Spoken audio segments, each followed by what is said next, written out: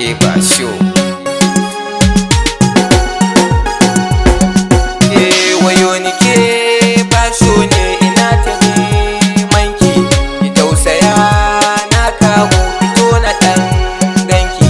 Wayo ni ke ba sho ne ina ta neman ki, ki tausaya na kamu fito na ɗan ganki. Lalai fage so kwai al'ajab na mamaki, ki sani ni ban san ki ba ko a fuskar ki agaza kwai so kai fito na kalle ki. Gida ne mana nake ta yi naki, ki tausaya in ke ce fito na ɗan ganki. Ki zo ki ke min koda wata na gani ke ce, kowa yana cewa gaskiya fa mun dace.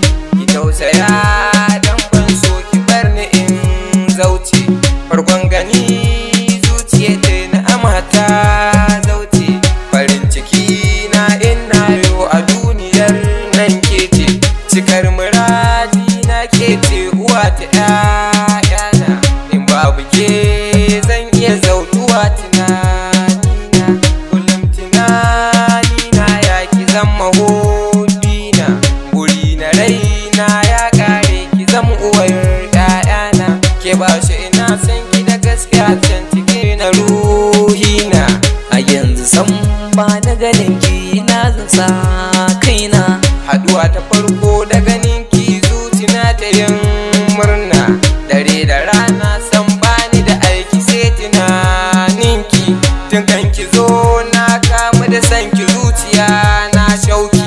Abinda mamaki ta kama suna na baburki, ta ce hello ke ba sho ya gari ya aiki. Ina ta mamakin mata ya mata san sunana, hakan na daura na amsa na ce sannin ya ƴan mata. Abinda mamaki wai ashe tana jin waƙata, ni kau a daidai sa'in ma ƙaunarta ta shiga raina.